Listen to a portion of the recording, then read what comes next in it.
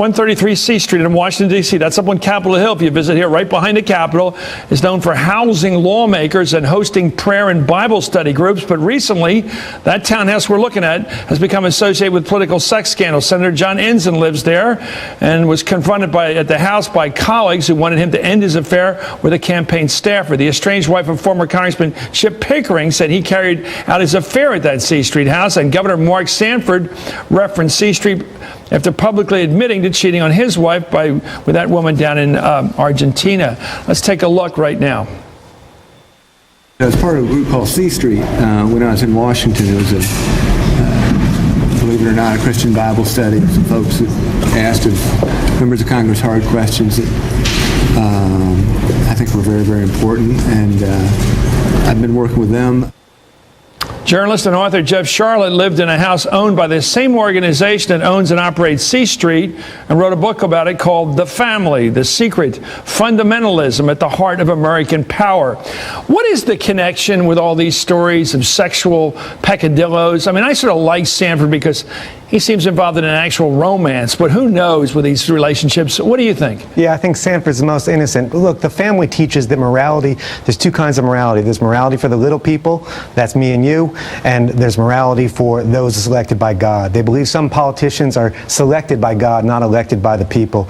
And you saw that go into play. Where do they get this selection idea from? Is this some weird distortion of Calvinism and power? What is it? Exactly. It's dumbed down Calvinism. Yeah. The idea, they came up with this idea, they're 70 years old, they're the oldest, most influential Christian right organization in Washington, founded with the idea that Christianity is getting it wrong for 2,000 years, talking about the poor, the weak, the suffering, that what God wants them to do is to be missionaries to and for the powerful, that God will work through these powerful people who he will reveal to us by giving them wealth or status. Well, I'm familiar with a benign version of that, the Jesuits, but let's talk, I mean, I really mean benign. Let me ask you about what's wrong here. So what? My favorite question. So what if a bunch of these guys go to prayer breakfast, all live together? I see some guys here like Irish Catholic Mike Doyle, Bart Stupak, he's not a fundamentalist. I don't know what Zach Wamp is. John Ensign, you mentioned him. Tom Hoburn's probably fundamental. People have their own religion. They go to prayer breakfast. I don't know that culture very well, but what's so harmful about it? Absolutely nothing. Going to a prayer group, you want to pray with some folks, you want to get support. The issue is when you have an organization that is not registered like a lobby, that's acting like a lobby. Okay, what are they pushing? They are pushing their idea. They have two ideas. One is biblical capitalism, the idea that God works through an unregulated market. They've been doing this for 70 years.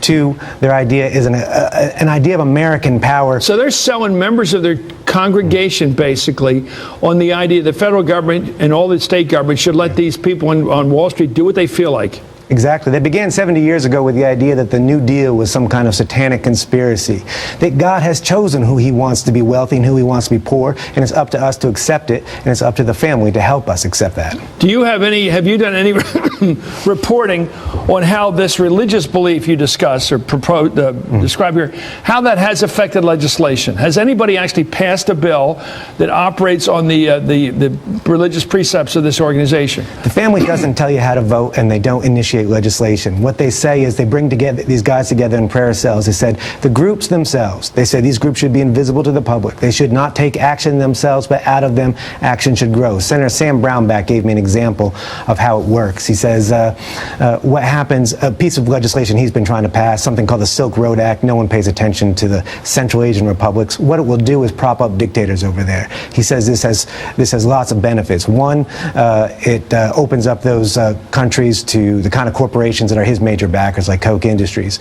Two, he says, where capitalism goes, the gospel follows. This is his approach to foreign policy. This is what they're trying to do. That's what the family's been trying to do. Senator Coburn, who, as we saw with Senator Ensign's spiritual advisor, has been going on foreign policy trips paid for by the family to try and set up Christian prayer cells of the very kind that helped Ensign. Well, here's what I don't get. Yeah. Is this a religious group? If so, why does it include Catholics and Protestants? And apparently Eric Cantor's been over there. He's Jewish. So how does that all fit together? If they have a religious doctrine, it doesn't seem like they share one belief. Doug Coe teaches that the person of Jesus transcends all this. He says Jews, Muslims love Jesus. That's what allowed him to forge alliances with dictators like Suharto and Siad Barre in Somalia. Catholics, the family has historically been extremely anti-Catholic. Doug Coe has said things like he hates church. What's Doyle doing there in Stupak? What are they doing there? I think they're attracted to the same God that Ensign worships, which is the God of American power. These guys like the access. They like the influence. Doyle's some working class Irish Catholic from Pittsburgh. Where do you put him into the leadership clack? He's not in the leadership clack. The family, look, Senator Coburn, in fact, told James Dobson's magazine, Citizen, several years ago, that he went out looking for some Democrats. The family's always been about 80-90% Republican. Are you sure this isn't like me staying at the Y? It's cheap. I don't know what you do at the Y, Chris. I stayed at the Y. You get, it used to be $6 a night in D.C. Yeah. Okay, that's one reason to stay there. Yeah. When you're at the Y, do you try and facilitate arms deals for Suharto? Do you try and set up? What I'm asking, aren't some of these people just looking for a cheap place to stay? Maybe Mike Doyle is, but then why are they being dishonest about it? Congressman Bart Stupak, one of the conservative Democrats involved, been there for 7 years, getting subsidized rent.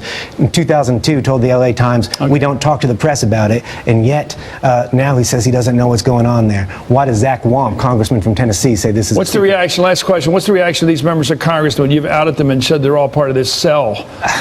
You know, I've been reporting on this for several years for Harper's Magazine, for Rolling Stone. Never had a fact corrected. Well, I'll hear from them. Right. I can tell you that. Thank you for coming on, Jeff, because I can guarantee I'm going to hear from each one of these congressional people I've mentioned here who want to know why I outed them as members of some religious cult when they'll tell me it's just a cheap place to stay, I'm sure. Anyway, thank you. Good luck with the book. It's a good-looking book, by the way. I've seen it. The Family. Thank you very much, Jeff Sharlet.